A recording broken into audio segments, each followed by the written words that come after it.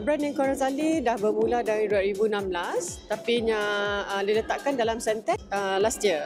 Alhamdulillah, to me Sentex Commercial is a very good platform untuk usahawan Sarawak di mana macam kepada usahawan yang sedia outlet for them to display their products, yang sedia pekerja untuk explain pasal produknya. This is a very good platform because Sentex Commercial bukan sahaja menyediakan tempat tapi macam ada perkhidmatan, macam they have their own salesperson, they have their own marketing strategy, macam membantu usahawan lah. Sentex Commercial memang sangat membantulah dalam penjenamaan. Selain daripada, because we are not talking about sales only, because in terms of brand, penjenamaan pun sangat penting. So branding, when you put your product in the airport, it's a very good perception, reputation for your brand. Okay, Nengko Razali memang dari asalnya dulu, it will highlight Sarawak motif. Selain pada Sarawak motif, we also highlight Sarawak folklore, macam cerita-cerita rakyat. So we integrate it into the design.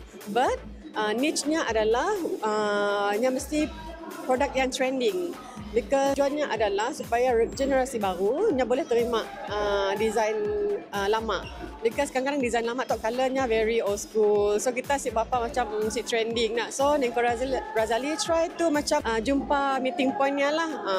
Current trend tapi traditional essence. Alhamdulillah, dia macam untuk Rainforest World Music Festival memang customernya international customer. So we also join exhibition overseas. And to me, to be at the Kuching International Airport is also you are already reaching international customer.